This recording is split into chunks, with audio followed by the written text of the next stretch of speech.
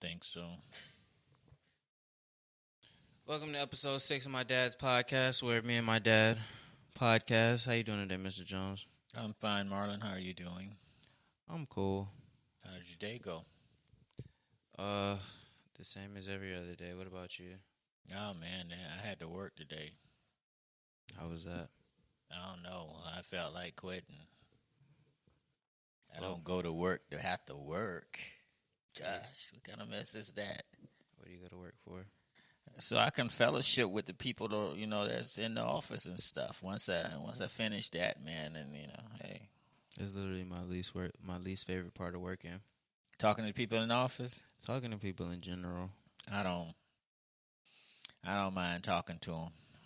Just got to know your boundaries. What do you mean by that? Know what you can. Office just like any place. There's politics in there, and joker skin and grin in your face, and the main ones you have to look out for. So what's the point of fellowshipping with them? There's something to do, pass the time. I guess. So what are we talking about today?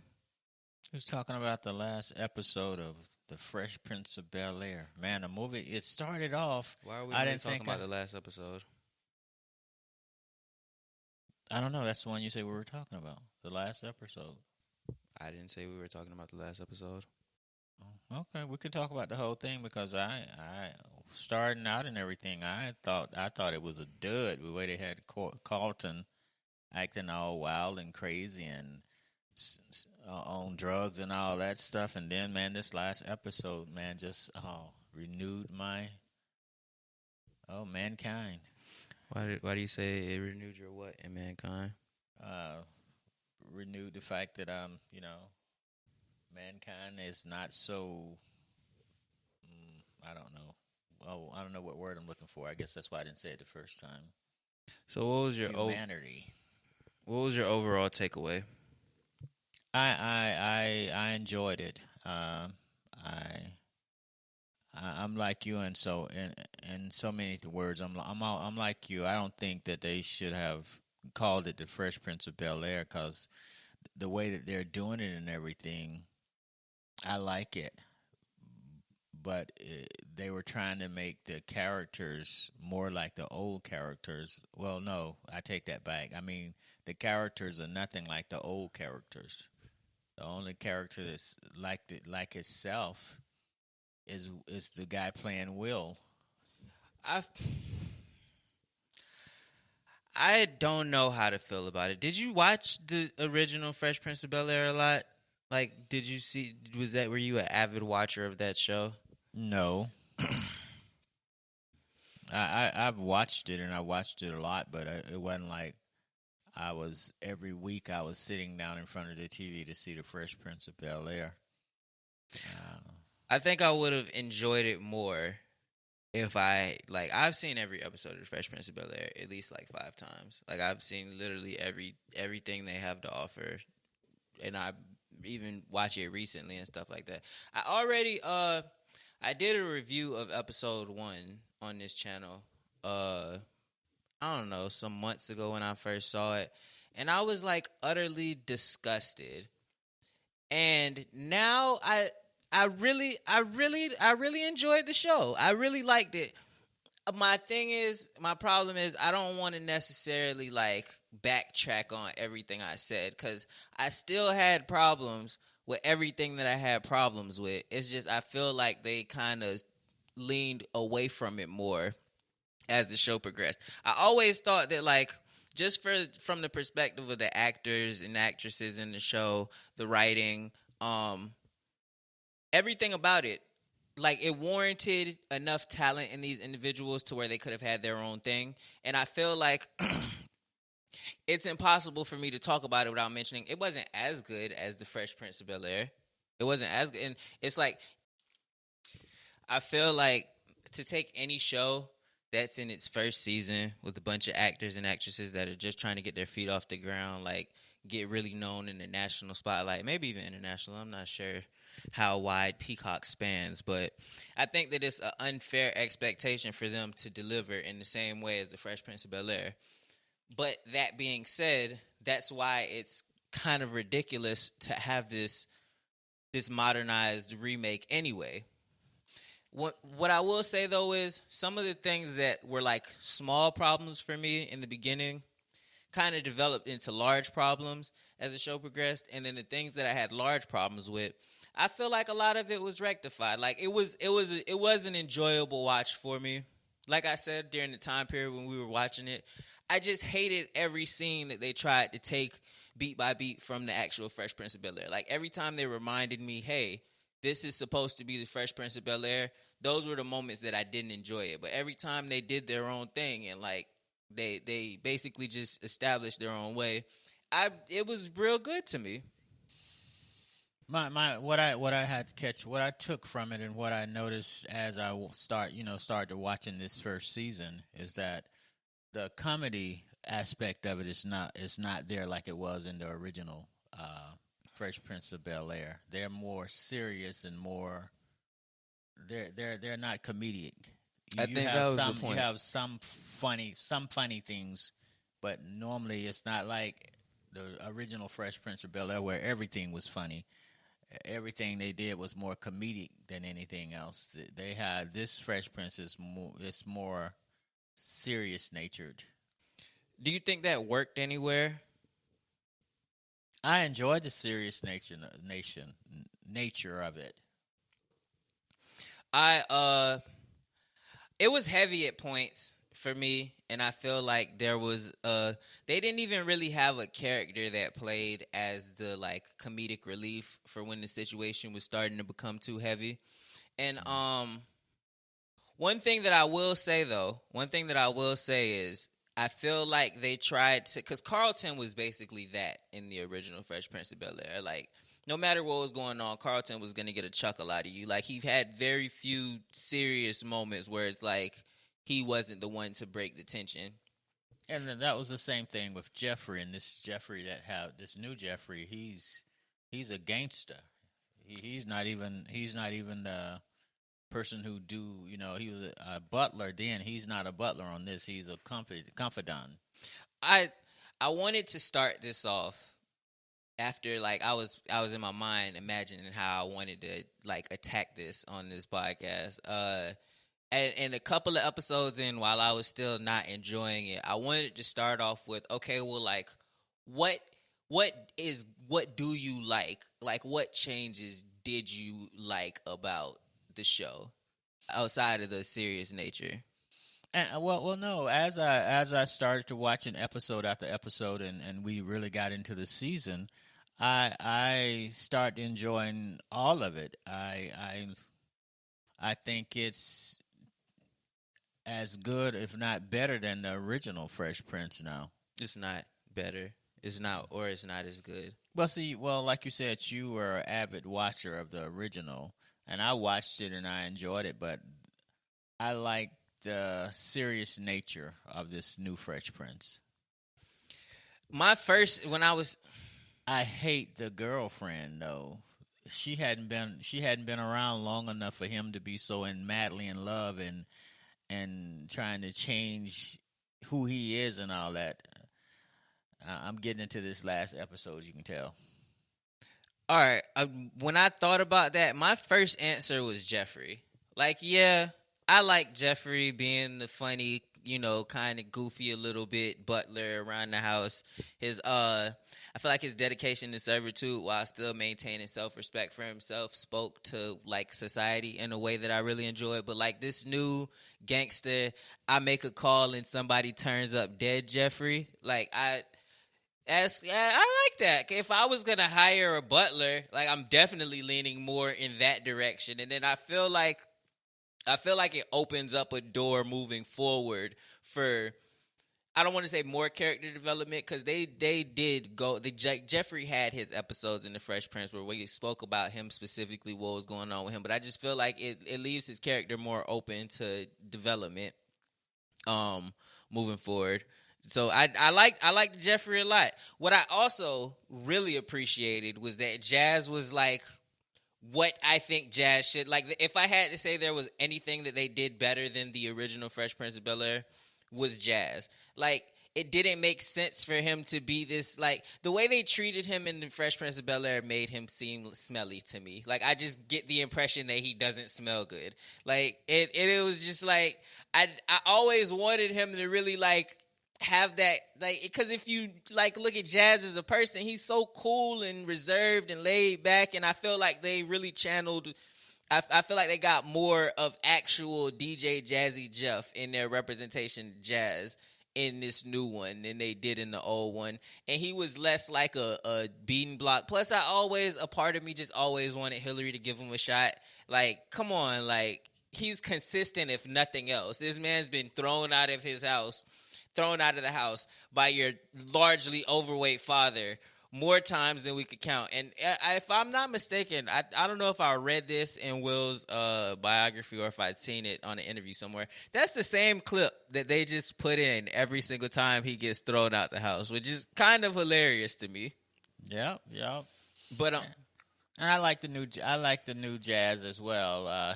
He's a business owner, and he's all about not trying to get with Hillary to make Hillary, his love interest, which he do want to be. He want that, but he's looking at Hillary and what Hillary can be, who Hillary is, how smart Hillary is, and that's the new catch about Hillary is that she's showing how smart she is now in this new series compared to being, I mean, outrageously funny in the original.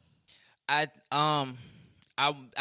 do want to address some of the things I want to backtrack on, like, in retrospect after seeing the entire season, as opposed to, like, what my reaction to episode 1 was. I did say in my reaction that I feel like Hillary is the most likable character, even though they did her so much differently than the original Hillary. Like, I still had, like, complaints about Hillary, and she's just such an endearing character in this new show. I feel like they had a lot of manufactured conflict in her problems, like the whole thing about her battling with her sexuality, and I'm not a woman, so maybe that I realize a lot of things that are on television is not necessarily made for me to understand what the conflicts and things of that nature is. But outside of that little hiccup, which I thought was mad annoying, everything else about it's just really, really difficult to look at her on screen. Like, the actress did a phenomenal job, but just aside from that, it's really difficult to, like, not like her character after watching enough episodes. And I like the role that she plays. You talking about Ashley or Hillary? I'm talking about Hillary. Because you was talking about her sexuality. What was with her sexuality? Where she got in the lingerie, stood in front of the camera, recorded herself, and then the guy took the film that he ended up owning technically and then posted it online. Like, that was her main conflict. But yeah, that was stupid to me. It didn't really fit with the mold of, like, as time progressed, I was more and more accepting of the fact that these are new characters. It just bothers me because it's like, if you're gonna make new characters, a new tone to it and everything, like, I would have enjoyed this more if it didn't have such huge shoes to fill. But, like, for me to not, like, I can't harp on that too much. Like, I can't sit down and watch an entire quality season of a quality product and be like, okay, I don't like this because it's not the same thing as what it's recreating. I have my feeling towards this whole new trend of recreating old things anyway into, like, new, more modernized versions. I have my gripes with that. So that probably played a role in my reaction to the original episode. But, like, still, I thought that she was. I liked her. I want to go back to Jazz. What was I saying? It was something about Jazz. Jazz knew how he's. You like his character because I like it. One thing I will say is I don't think that they spent enough time building the relationship with him and Will. Like, he seems more like an auxiliary character to Hillary. Like, him and Hillary. Well, I mean, I imagine him and Hillary probably are better friends than him and Will. I just feel like for what he is, like, for her to be introducing him as Will's friend and stuff like that, like, I don't think they spent enough time, like, developing that particular friendship. Well, I didn't understand that neither. Why would she introduce him as Will's friend when he's also her friend. Why not say Jazz a friend of the family? And I think that's just a side effect of the fact that they're still trying to have ties to the original Fresh Prince, where it's like that is like relationship wise, that would make more sense for her in the original Fresh Prince to be introducing him as Jazz, my cousin's friend, as opposed to, hey, this is just my friend. You know, she doesn't have to make it seem like they have any built relationship or anything like that. But like, yeah, we're friends. We talk, we chill, stuff like that. And then they show the next scene. They show him and her, in bed talking and stuff. And then Will called, and she didn't pick up, and Will called him, and he picked up. And I'm like, but you just went from Will's friend, and now you and him, y'all chilling. I mean, that is what it is. But I will say also, I was heavily disappointed in the original representation of Uncle Phil. And I think that they did a very quality job of like shifting away from that. My thing is I feel all right, so I'm kind of getting ahead of myself. I feel differently about the change in character of Uncle Phil and Carlton, although I feel like they both did eventually do justice to the two characters. The thing with Uncle Phil is I don't understand why they ever had him. Like, he came across very, very cold in the first episode, and as they not developed his character, but more so like moved away the blinds and showed you more of his character as you see him, it wasn't really a reason for that. Like, for him to be a person who battles so much with people judging him based on his success, and for somebody who is at least making an effort to try to still be close knit to the community that he comes from and things like that, I don't think that first episode did a good job of representing him, and nothing really changed with his character. Just outside of the way that it was portrayed. You know what I'm saying? Right. But I will say they did get it right, though. They did get it right. They eventually did get Uncle Phil right for who he was, his interactions with Will, his temperament is something that was really impressive to me just over the course of the whole thing. He had a lot of moments where he could have lost his temper and things would have went a lot worse. I need to see what's going on with him and Jeffrey. But still, just I thought that was real admirable in him as a character. Well, I need to see what's going on with Aunt Viv myself, and this art gallery guy. Dude from Barbershop is just who he's always going to be to me. That she's going out of her way to try and impress him for some reason. She's trying to have this relationship, even though she knows he's not comfortable. Uncle Phil's not comfortable with that relationship because he had him researched and everything, and he know the type of guy he is. Hold up. That was that dynamic between Aunt Viv and this new guy with Uncle Phil and everything tied into it. Like a criticism I do have on the whole, but I feel like it's due to the fact that it's less episodic in nature, to where there needs to be a through storyline as opposed to the original Fresh Prince, where it's like the conflict is usually held to one episode, and then it's over the course of the entire episode it's fixed. That's why, like I said with the Fresh Prince, you can go in and watch any random episode of the Fresh Prince, and as long as you know who the characters are, you can pretty much get into the episode because it's not a part of like a string. Whereas this, you probably want to watch it in chronological order. I can't remember the exact name of that type of storytelling, but I think that just was. I think they needed some sort of conflict with her, so that was the one they manufactured. Because my thing is, I feel like she's such a rational person for the most part over the show, but like she was the one who was being irrational in all of that, because it's like, all right, one of two things: either you have bad intentions with this guy or you don't have bad intentions with this guy. And I think as it progressed to the end, they tried to like show that she didn't actually have bad intentions, but it's like the way you were acting, like certain things that you did, how you handled that situation was just so poor. Like, why are you being sneaky, running around, lying, and things like? It's almost like I was very aware that they were trying to give us the impression that she might want to go cheat on Uncle Phil. But, like, her as a character, I think they wanted to, it was supposed to be like a gotcha. Like, nah, I wasn't really going to do that. But it's just like, why were you being so sneaky about it? Why were you behaving in the way that you did? And then also, I didn't like how impressed she seemed to be with certain things. And it's like, I get it. You're going to be appreciative. You're trying to get back into this world. He can open certain doors for you and things. Like, I'm not going to make it seem like just because she has a rich husband, she's like going to be neglectful to what he can do for her. But I just felt like she was a little bit too impressed with what he brought to the table.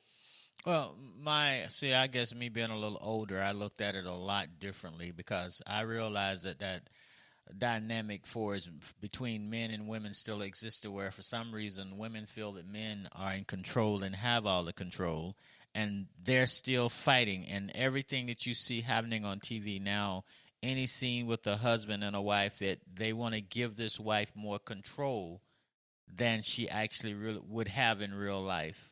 There's no way in real life she would have a husband as rich as Uncle Phil's supposed to be on that show, and her be calling the shots like she's calling them. I'm not married. I don't know nothing about that. But what I could say is, what bothered me about that particular line too was it was after they had done such a good job of like developing their relationship. Like, her relationship with Uncle Phil, they did a way better job of endearing it to the audience than they did Will and Lisa, which I'm gonna eventually get to Will and Lisa. I'm just making my way down all these characters. But like the fact that we seen how much his campaign was affecting the family and all that type of stuff, and how much she needed to be involved in it, and like the criticism that she was subjected to just based on her relationship to him. But at the same time, as opposed to like making it seem like because of that it gives him a certain authority within their relationship, or like it without the fact that they referenced that he also was willing to do that and did that for her in the past. And like, it's just, this is a shift of the tide. They did a very good job at first of making them seem like 50-50 partners, of making them seem like, because at this point, I don't think you need relationship problems to be a scenario within like their relationship, because they've been married so long. Like, either you're gonna have it figured out or you don't. So like, I feel like they like, and they still butt heads, they still had their disagreements within the context of them having this 50-50 partnership. I don't think it was necessary for you to bring in some third party dude who has a reputation of like being with women in her specific position. They would probably be younger, but like her position is she has her own circumstances. But just like for you to throw in this character, it just seemed unnecessary. Especially like it didn't undo everything you did, but it's like, why are you even bringing this light to be shown, like showing her in this particular light where she's basically fangirling over this guy and trying to keep him a secret from her husband, when it's not necessary. Well, hold up. So yeah, that was my complaint about her. But on the whole though, like that didn't like mess up the character for me. That she still was like, I felt this way even after episode 1, that Aunt Viv was probably the best representative person from the like original Fresh Prince. And like I say, I know that it's its own thing, so I'm not trying to too much like continue to beat the head on the horse that it's like, all right, these are different people, this is a different show and stuff like that. But it's like, if you're gonna make it a spinoff and then still have certain beats from the show, like you are bringing up the comparison in the nature of the show. But I think they did do the best job of like bringing Aunt Viv from the original to the new spinoff. Oh yeah.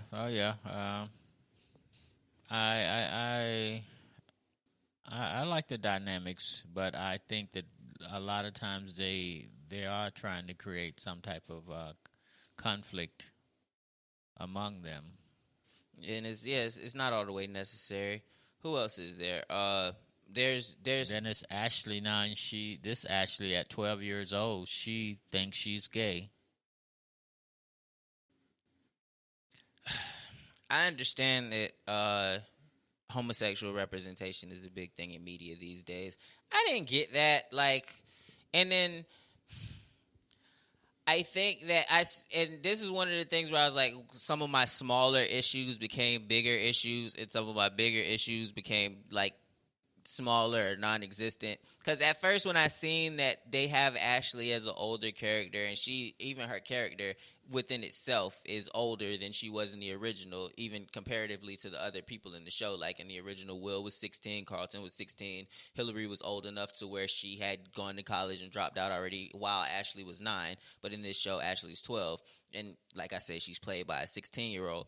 It was just, I feel like they could have, they didn't know how to write a little girl, so they did as much as they possibly could to avoid having a little girl character in there. Because even in her being 12, she was just so beyond her years. Like, it's like it it was there. She wasn't represented as a little girl in any way, and even for her to be 12, like, just the wisdom in her perspective was just kind of like, nobody at 12 is really gets it like that. You know what I'm saying? Like, even her not wanting to come out and say she's gay because she's worried about it just being a phase. That's something you will probably be more worried about when you've been through phases in your life. Like, and hey, I don't know 12-year-old girls. Maybe that's what 12-year-old girls are like now. But, like, it just, to me, it just seems like if you just want to make her be in the same, be a peer to all the other siblings, then just make her a peer. If you're changing stuff already, you've already added 3 years to her age. So it's like, just jump all the way and add 6. Make her a year younger than Carlton, because that's how she behaves. Right. And I think it'd been cool if she went to school with Will and them, and all that type of stuff. I just, with her character, and it's again, and I'm trying not to beat the dead horse about the fact that these people are significantly different than their counterparts in the original, but it's just, it's so removed. Just remove it all the way. You know what I'm saying? Like, don't, like, half step and be like, all right, well, she's still gonna be the naive younger sister, but she's not at all naive, barely looks younger, and like, now she's just a sister. Make her a sister. Right. What do you think about the Will's mom? This mom compared to the other mom. Both of them are very overprotective of him. But how do you see where those two characters differ? She was just annoying to me, and I'm not gonna go in too much because, like I say, there's a storyline there that is still able to develop. Like, we don't know what happened with her and his dad. We don't know what happened with her and Aunt Viv. We do know that her and Aunt Viv haven't been in communication that much. They don't visit each other particularly much. It's just, I think they could have did a better job of her finding stuff to be upset about. Like, it's like the stuff she was upset about was just a byproduct of the situation that she, like, consented to have Will out there. Like, I think what bothered, like, she was so mad about how expensive the gift was, and it's like, yeah, we're rich, man. Like, if I tell my rich husband to go buy a gift for the 17th birthday of our nephew, he's gonna spend a decent amount of money on it. You know what I'm saying? Like, especially now that they've built a bond within each other, like, they care about each, like, that was the same. And I think what got me is the gift that he bought for Will couldn't have cost more money than the private plane that they flew you out here on. So you already know what type time it is. Like, you know what it is. And it's just like, on top of, like, and then her, I think also she was a little bit too direct in her, like, quarrel with Aunt Viv about what was going on and everything. Like, oh yeah, this is my son, you're not raising him, and da-da-da, all that type of stuff. It just made her out to be so much more bitter of a person than I personally wanted to stomach. But what I will say is, in that last episode, when she got the reaction of what happened between Will and his dad and all that type of stuff, she had taken the accountability, and it was kind of like a I told you so moment that was very warranted, because that was her intention. Like, she was right within that. So it's like, retrospectively, it's like, okay, I can see in that particular case why you were behaving the way that you were behaving. But, like, still, just everything else around it kind of makes me feel like I also understand why Aunt Viv would, like, kind of take what you're saying with a mound of salt. But, like, I do appreciate the fact that, like, they eventually gave her some human characteristics at the end when she's, like, you know, feeling remorseful for the situation. Because I was like very torn. You're saying, hey, when our mom was dying, you wasn't there and everything. You were just sending money. And I'm Yeah, like, and but she's like, you weren't doing all of this stuff that is people's jobs, so that means you could have paid somebody to do these things. Like it's like if she had said you weren't having certain conversations with her, you like there are intrinsic value things that being there brings to the table, but that's not the stuff that she was throwing in your face. She was throwing in your face stuff that she could have hired a nurse to do with the money. So and it's like that's just part of the problem. Is like as she the more and more like in her original like coming in, and maybe this is the thought that I'm having. Whoever is responsible for writing this is probably just not the best at introducing characters, because they storyline wise, the dialogue was clunky at parts. I think that they tried too hard to lean into the using Philly slang and things of that nature.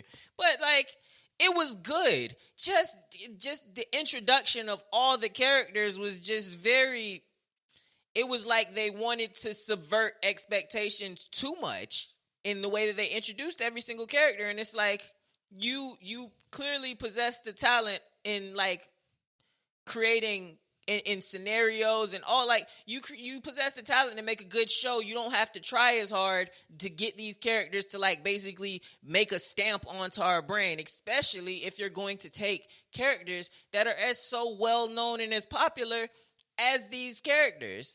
yep. Because what do you think about the way they brought the father into the picture, who's being played by Marlon Wayne? Um so this is another thing where it was like as I'm thinking about it, and I want to say this? Yes. That I think that was something they did better than the original Fresh Prince of Bel-Air, which I'm hesitant to say it because the Fresh Prince of Bel-Air, the way that they handled the Will and his father like linking back up in that interaction, they did such a great job. But I think that this is something that it benefited from the fact that it's a through storyline as opposed to just episode by episode type thing. Because first of all, Marlon Wayans, if he would get rid of that little stupid trying to sound like a country bumpkin, I don't know what type of accent he's doing, but if he would just it threw me off. But outside of that, he is just such a quality actor. And then there's a part of my brain that knows they didn't bring him in for a one-off cameo. Like they left room for that to develop. It was such a gray area as opposed to the original where it was very black and white. It was like Will was on the right side. His dad was on the wrong side, and then he fell directly into what everybody was saying he was. He in the end turned out doing exactly what like the storyline wasn't that great. It's just Will Smith's acting ability really carried that episode where his father came with the whole "why you don't want me, man" thing. Like that was like that's really that was the original. Yeah. Oh, okay. In the original, he was supposed to go on some vacation with his dad, and then his dad came to Uncle Phil at the end and was like, hey, yeah, I can't really go with Will like how I said I would. And then he tried to dip out before Will came, but then Will came in and was like, hey, what's up? And he basically told him to his face there that he couldn't do it. And then there was just, it was one of the, like, after he left, the conversation between Will and Uncle Phil was like one of the best displays of acting in sitcom. Like it really was phenomenal. But one thing I will say that I feel like to counteract that, because I haven't talked about Will yet, but he lacks things that Will Smith had. Just in like he lacks in places that Will Smith didn't. But that's besides the point. He wouldn't have been able to do what Will did in that moment. But they had the Marlon Wayans who could. He had such a big like speaking portion and things of that nature, and it's just like hit the emotion that he brought to it. Even though that was impressive by Will in their interaction and everything. He cussed a lot more than I was prepared for in that specific moment. But like, I'm whatever. I love cussing, so that was cool. But it was just like, hey, that's your aunt and uncle. That was what got me more. Like your aunt and uncle are standing right there. But whatever. But like he brought it. He didn't have what Will had. But I think Marlon made up for it. And then as it developed into the monologue from Jazz at the end of the season. And as they brought in the Meek Mill Dreams at Night, like that was just, it was just chef's kiss.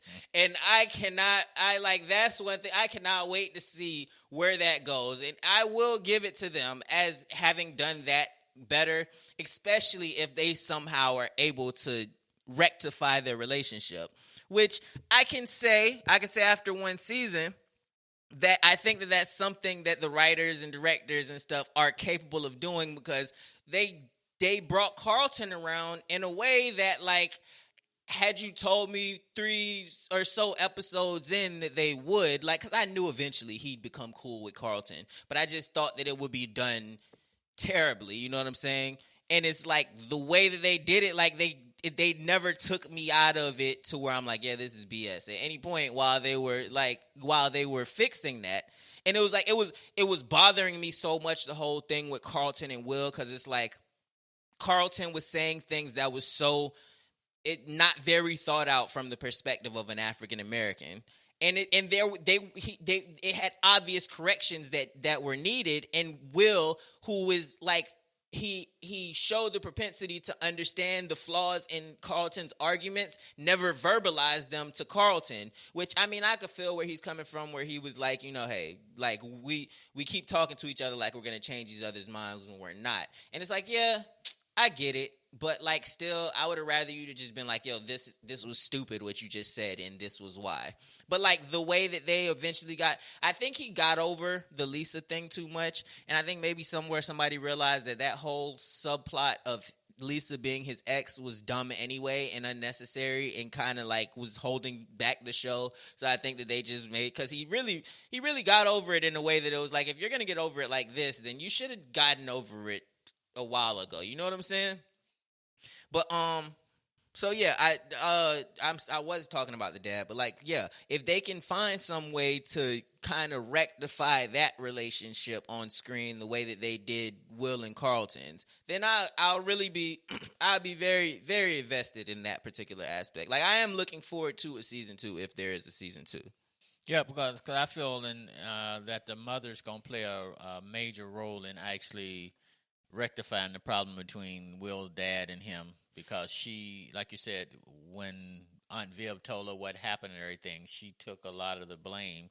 And the relationship between Will and his father was going well until the father tried to put some blame on the mom. Yeah, I like it, yeah, that's a good point. I think that she is the only person, because I think that maybe some things may have happened that were, because we know what he did wrong. It's been already televised, which I'm not gonna try to throw all the blame at her for why we know what he did wrong and not what she did wrong, because, like, she did her best to keep Will away from his misactions as well, and Will just himself went and figured it out, and in figuring that out, he figured out what the guy did wrong.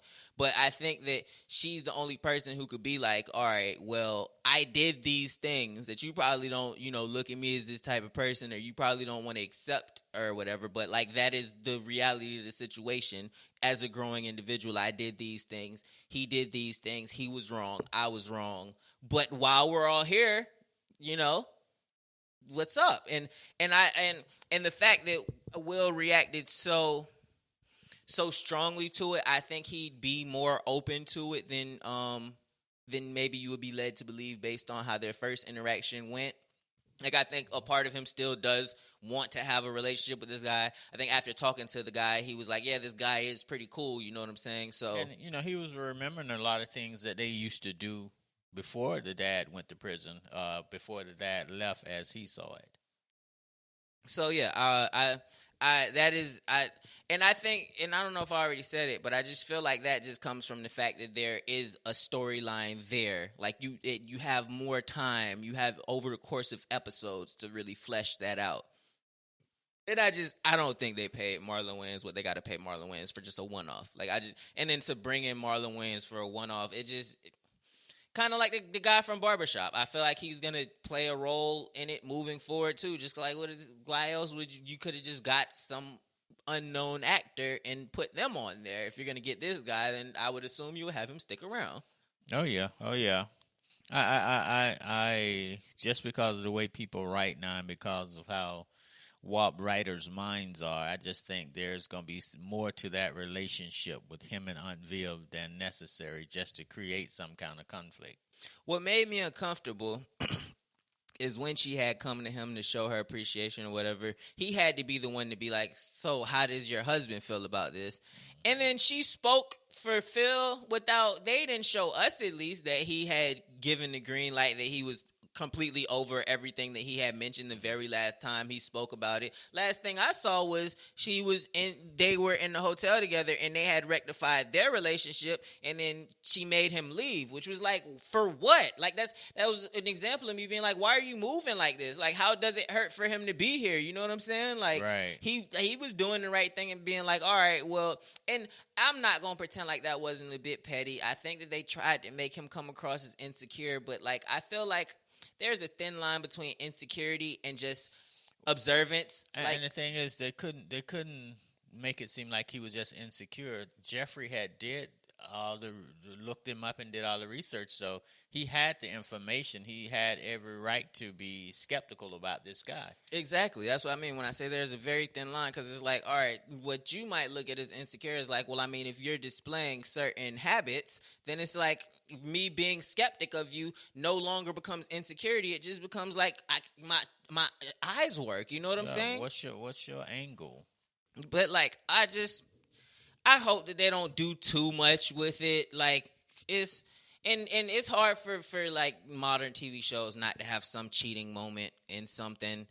But gosh, Lisa just pissed me off, and this might be a side tangent. In my brain, there was a connection there. But first of all, like you said, there was no reason there was no reason for him to like her as much as he likes her. You know what I'm saying? Right. I think it took away from the character that they said one time that girls like him. Carlton said it again that girls like him. It was never displayed on screen. Like, that was such a rushed relationship.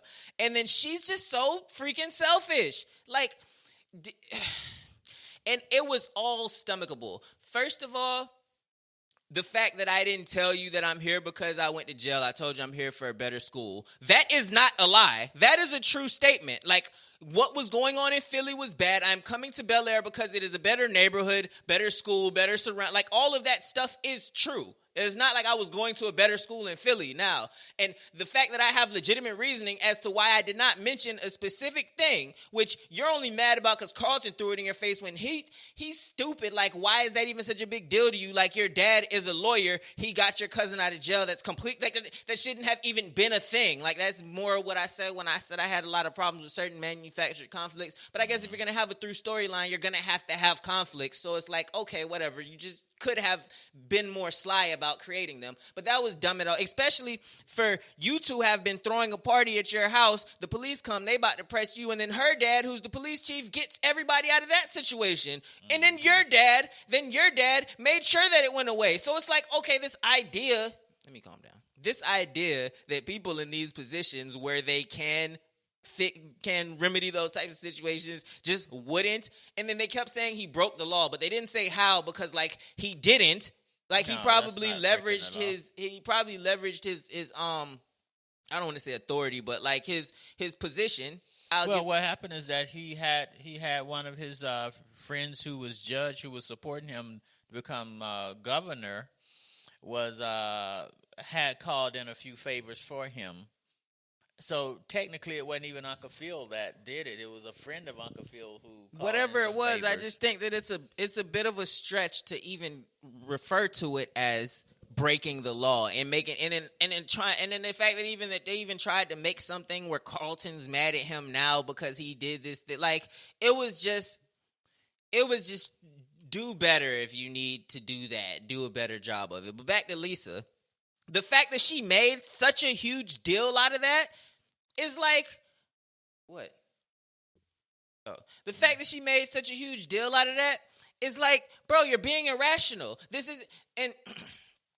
kind of takes me off on a tangent. When I used to like be in different relationships and stuff like that, girls would go through my phone and you're not going to find anything in there because, like, I'm a pretty honest guy to a fault. If you just had asked me whatever is in there, I'll tell you. My issue with you going through my phone, first of all, is the invasion of privacy and, like, principle of it. But also, somebody else's business might be in there. Well, now you know all of my friends' business that they wanted to talk to me about. If I had a text message conversation with my mom about something personal, you know about that. Like all that, like that's the overarching issue. And I think that she was just not understanding enough that it's like whatever Uncle Phil did, he doesn't want the whole world to know. Especially when your dad is running against him. Like that, they literally had a debate where they could have brought out all types of stuff. So if you know this information, there was such a legitimate reason for me to not mention that one specific thing it didn't change it to being a lie of omission or any sort of like it's just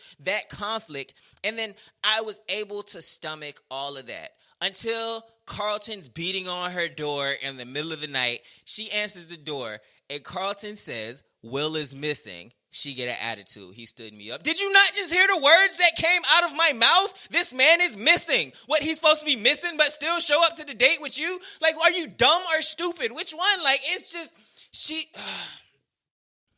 it was no reason for him to like her that much. She wasn't that likable of a character. She was cute.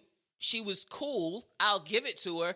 But, like, she was a side chick at best for is what they showed us on screen. And it's just like the actual Lisa came in later and, like, was an actual through storyline of the Fresh Prince of Bel-Air that now he has a girlfriend and things of that nature.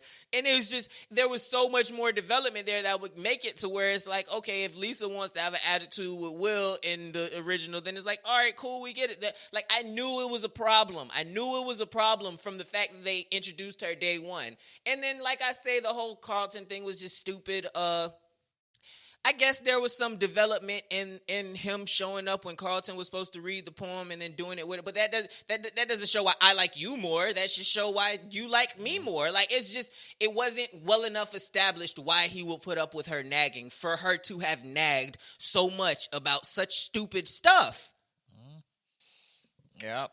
She did come across as a little selfish and everything because she upset because he didn't tell her that and she slept with him.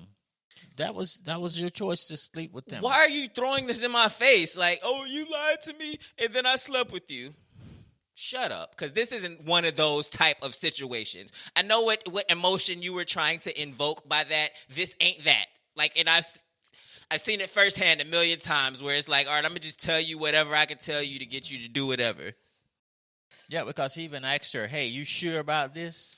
Exactly. Which I will say that sex scene was like very, I don't want to say sex scene, but just like the build up to it, the romance associated, it was real mid to me. Like I was feeling uncomfortable watching it. I don't typically feel like uncomfortable watching sex scenes and stuff with my parents because it's like how I got here. You feel me?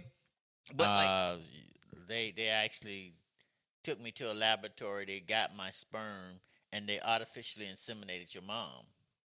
That makes me extremely more uncomfortable than just the idea that y'all was banging. Like that just, now I am uncomfortable. Yeah. But no, like seriously though, it's not that I was watching it with my dad while I got uncomfortable. It was just, man, I felt like they did a bad job of like the sex scene from Love and Basketball. Like I feel like that was the inspiration for that, and it just didn't. It didn't really do it for me. It made me very uncomfortable. But she grinded my gears. She ground them to a dirt. Like I need new rotors and everything. Like, well, if they do have a season 2 and everything, she's gonna be in the middle of a Carlton love interest again. Now that's why I think they showed it the way they did at the end. Carlton was crying and she was just hugging him and everything. I mean, I like the girl who Carlton was flirting with at the party. She was kind of bad to me. Like she's a beautiful young lady. That blew mine because he was like, all right, boom, just tell me, basically bracing himself for her to like insult what she thought she knew about him, which in the context that I'm telling you that I know these things are wrong now, I just feel like she was so polite. Like she could have been a dick about it. Like she could have been extremely rude and mean to Carlton at that moment. I feel like she said what needed to be said in the most polite of ways. And it's like, Bro, what were you bracing? Like, what did you think she was gonna say that wasn't gonna result in you getting up and walking away from this girl? Because she was so nice about it, and she like, I didn't like that. I didn't like that. And just like when Carlton threw the guy, his ex best friend, the white guy, out the party, and she gave him a little nod, like and everything. She just had a very cool mannerism about her. Yeah, I liked her. I liked her. I know that she was only in that one scene, but I would much rather moving forward. And then I think it creates kind of a cool dynamic where it's like, yeah, you're dating my ex, but like you put together a whole party and then introduce me to the girl that I'm dating now, and I'm happy with her. So it's like, whatever. I do. What I want to say is, in like looking back on the whole Carlton thing, which, like I said, I was disgusted with in episode 1, and even the first few episodes. I think that they did a good job of representing mental illness and then how a family member should deal with mental illness. Like, because a part of me wants to be like, well, for like, and I even said this out loud a few times during the first few episodes, like, well, why you even care to be cool with this guy? Like when he went and they were in the ice baths after he had just found out about being on the basketball. It was just, I felt like Will was putting in too much effort to try to be cool with this person who very clearly was not cool and was making it so difficult for him to just create a relationship with him. But like looking at it, like taking a step back and big picture looking at it, it's like as a family member, that's kind of what you need. And then like as it evolved, Carlton recognized that that's what he needed and that's what Will did, and it played a role in bringing them together. And just like the way that, and like I say, I didn't think it was going to be possible that they rectified that relationship without like with Koof. You know what I'm saying? Like I didn't think it, but they did a good job there. But like I think that would be a cool dynamic where it's like, yeah, you took my shorty, but like you got me a new one. So like that's dope. Who else was in the show? We talked about Jeffrey, Carlton, Will, Uncle Phil, Aunt Viv, Hillary, Ashley. I said already how I felt about the nature of it being a through storyline as opposed to episodic. Did that have any effect on your viewing experience? Well, basically what it does is that it makes you look forward to the next episode to see exactly what's going to happen. Like in the old Fresh Prince, when they would, like you said, everything happened within that episode. So you realize, okay, when it go off, that you ain't got to worry about that topic anymore. But this way, at least you look for like, okay, let me see how they're gonna work this thing out. But I agree with you. I think those are some brand new writers that they have on that show who's still learning their craft. One thing I will say though, because I don't want to make it. I don't. At first, I was very anti that because I was noticing a lot of, like I was complaining about. I've said it a million times already. Manufactured conflict. I feel like that was completely a result of the fact that there was a through storyline as opposed to episode by episode. But I liked it. I don't want to just make it seem like, all right, well, no, I actually think that was another thing that was better. Because I'll admit if something was better in the new one than the old one. But at the same time, I think the old Fresh Prince, they were able to talk about more, which I think in the nature of like how this one's supposed to be modernized and they're addressing things from a 2022 like issues, perspectives, and things like that. I think that if they were doing it episodic, they would be able to speak on more things. So it was a toss up to me. Originally, I thought it was a bad idea, but now like I'm cool with it. And like I say, I think it does, like you say, I think it does create more anticipation for moving forward. Because like I'm genuinely curious about how a few things happen moving forward. I hope.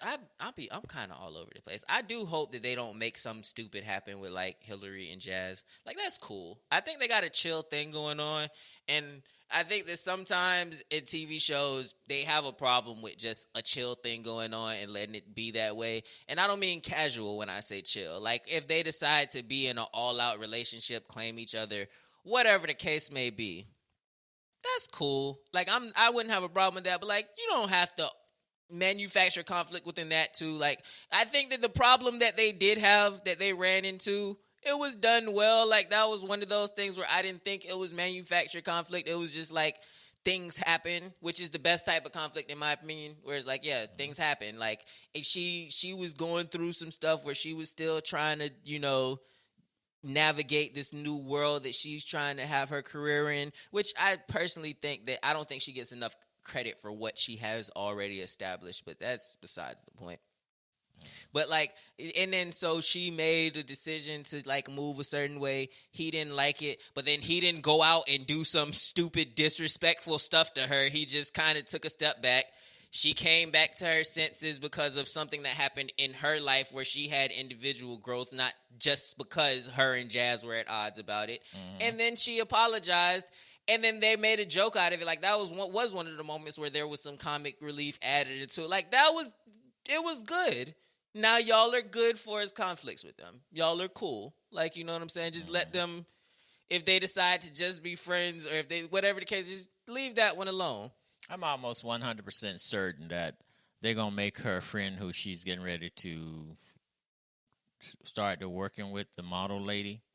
They're going to make That's something Chris Brown's ex, if I'm not mistaken. That's Karuchi, ain't it? That's going to make some, that's going to be, they're going to make something between her and Jazz. They set the table for it already. They did, but at the same time, I don't want to jump the gun. I agree with you, by the way. I'm just saying, like, what I hope that they only did that as a legitimate excuse for Hillary to stop playing and give him the draws, because that's how that went. Like, she was like, this is my cousin's friend. They had a slightly flirtatious banter. She was like, oh, man, I don't like how I feel seeing him flirt with other girls. I better give him some coochie. And then she did. And then, like, So I'm hoping that they leave it to that situation.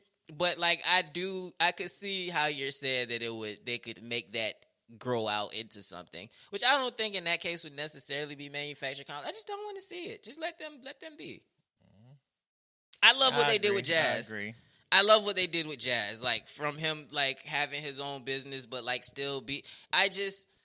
And this may be a result of the fact that, like I said, I read Will Smith's biography where he obviously talked about Jazz and who Jazz was as a person. I think that this is a better representation of actual Jazz.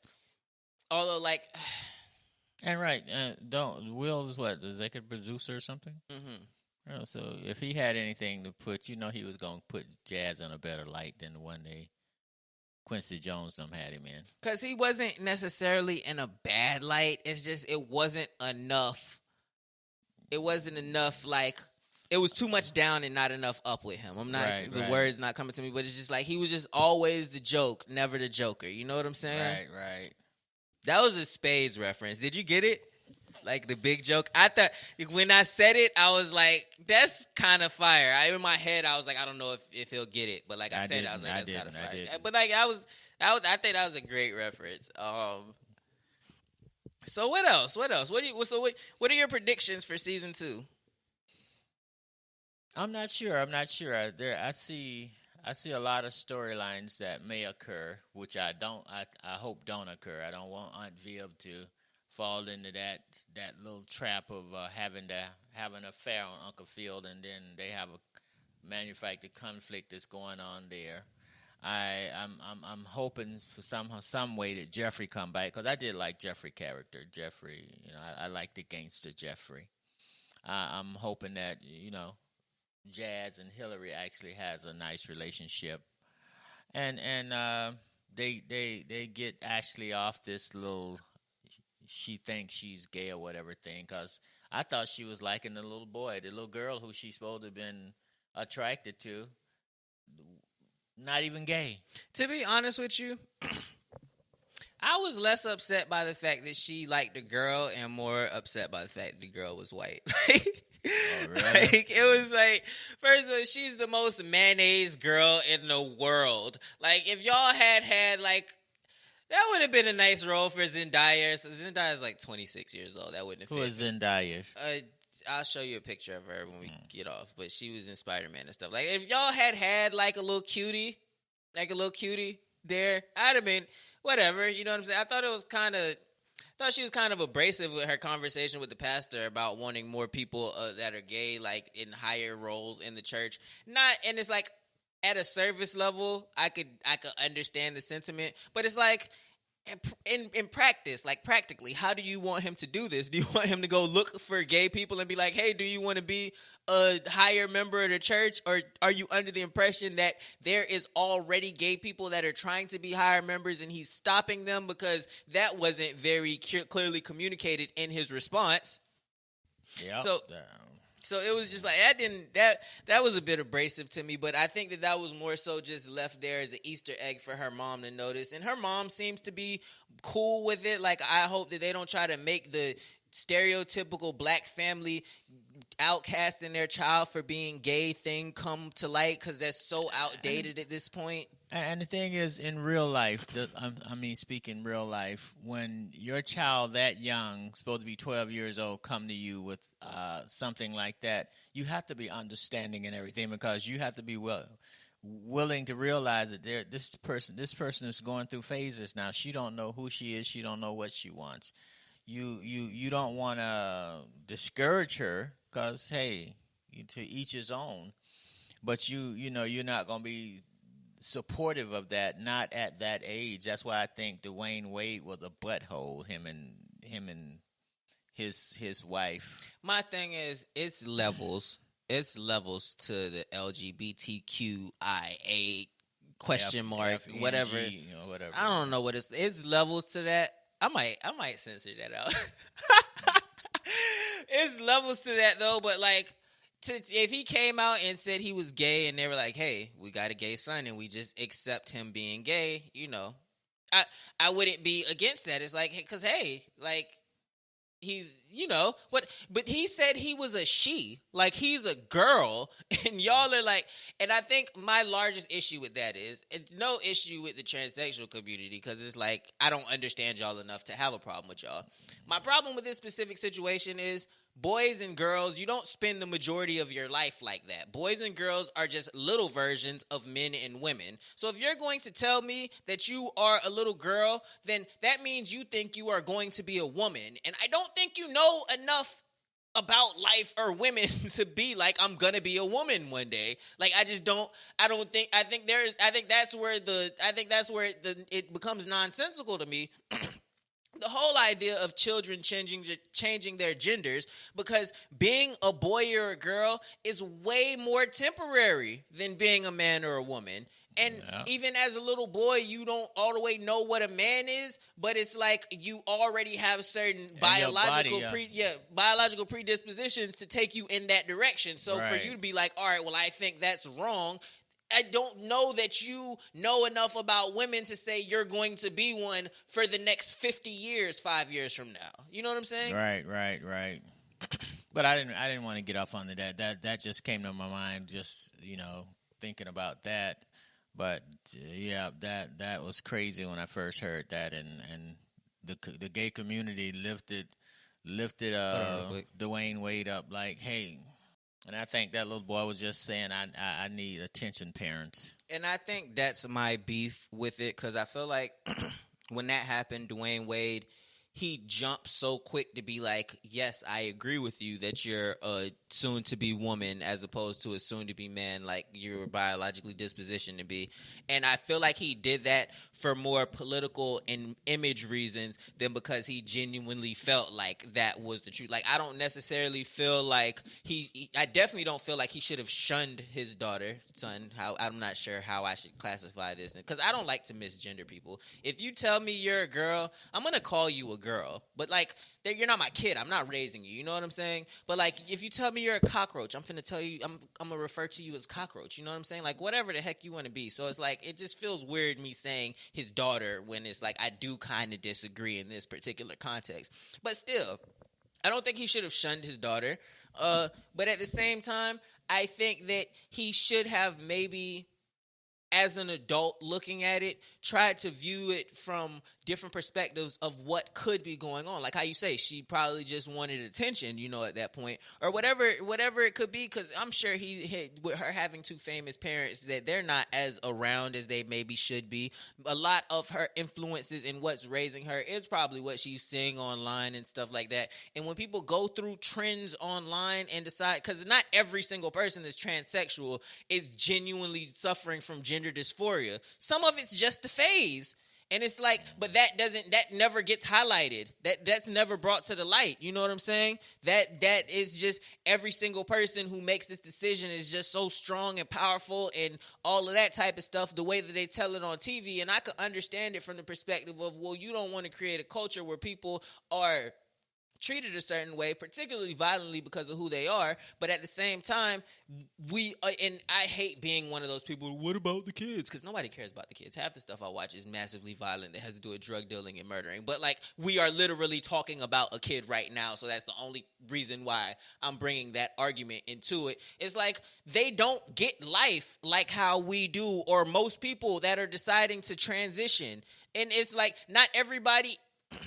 It's not as black and white as they try to make it on TV. Like with the University of Penn swimmer who, all right, well, I was born a man, but I transitioned to woman, so now I'm racing against girls and all this type of stuff. It's like, there is so much more areas of shaded gray, but you're always demonized. And I still like women. Yeah. Like... That is a whole different conversation. It was literally that topic right there that made me decide I'm going to just stop giving my opinion on stuff on my YouTube page. Because I was going to talk about that, and I was like, I just felt like it would have been in bad taste, like what I had to say about it. But it's just there. But like, the overall point is, there is some areas of shaded gray incorporated into the whole in who you, in your identity as a human being, regardless. Even for people who are cisgendered, which is a stupid word. It is a stupid word. But even for people who do identify as the gender they were born as, there is areas of shaded gray that aren't highlighted in the way that the black and white is on television. Now, what is it called if you identify if I identify as a man? Cisgendered.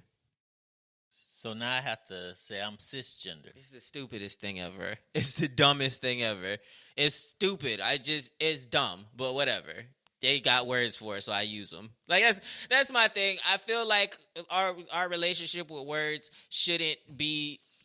Our relationship with communication in general shouldn't be affected as much by our politics and our personal biases as it is. I read a book when I was younger. It was called Prindle. Everybody in the class decided we're going to stop calling pens pens, and we're going to start calling them Prindles. And the teacher was mad about it. They would get detention for calling it a Prindle and stuff like that. But our overarching point of the book was like, if everybody agrees to call this thing, even though it is like a pen is a pen, as we look at it. Mm-hmm. If every single person, you got a classroom with 35 people and 34 of them agree that that's a Prindle, well, what is it now? Is it a pen or a Prindle? Well, it's a Prindle. You know what I'm saying? In that class. And now take that and put it on a global perspective. Mm-hmm. You know what I'm saying? It's like, if everybody's going to call... Hold up. But yeah, like I was saying, so it's like, if everybody agrees that we're going to start referring to this thing as this thing, you know what I'm saying? Then I'm just going to... That when I communicate with people, I'm not going to be so hard-headed that I create miscommunications, because I think what I have to say is too important for me to create a language barrier just because of how I feel about something. You know what I'm saying? When I'm talking to you, I'm not talking to you for the benefit of me, because I have... Whatever, we're just going to have to do the last couple minutes without video. But I know in my head already, I know what I'm saying. So when I'm communicating it to somebody else, I don't need to communicate it using words that I think are appropriate, because I already know what I'm trying to communicate. I have to use words that you think are appropriate, because you don't know what I'm trying to communicate. So if that's what you understand things as, then I'm going to use the words that you understand. Right. And that's why I say why I try not to misgender people, but just in general, when I'm talking about things, I try not to talk about things in a hard-headed way to where it's like, all right, I don't want to call this thing because I don't think this thing is this thing. You know what I'm saying? Right. But yo, we're out of film, and I don't think you feel like coming back in 30 minutes to do this, so we're probably just gonna bring this episode to a close. All right. Any last takes? We didn't get to talk about Serena. We'll get to her next time. We'll get to her next time. We watched Raising Kanan. We'll get to that next time too. I'm getting tired of doing a review after every episode. I gotta let a couple pass. I didn't finish. We were also supposed to talk about what's Franklin and them, that show. Snowfall. I got like 3-4 more episodes to finish this season. It's just underwhelming me, but whatever. I'll get around to it. But for now, stay blessed, stay positive. Don't let the messy hoes mess with your business. That's a Lil Wayne line. Oh, okay. You got any last takeaways? Oh no, I'm good. Hey, y'all have a safe weekend and take care till we meet again. Bye. Bye.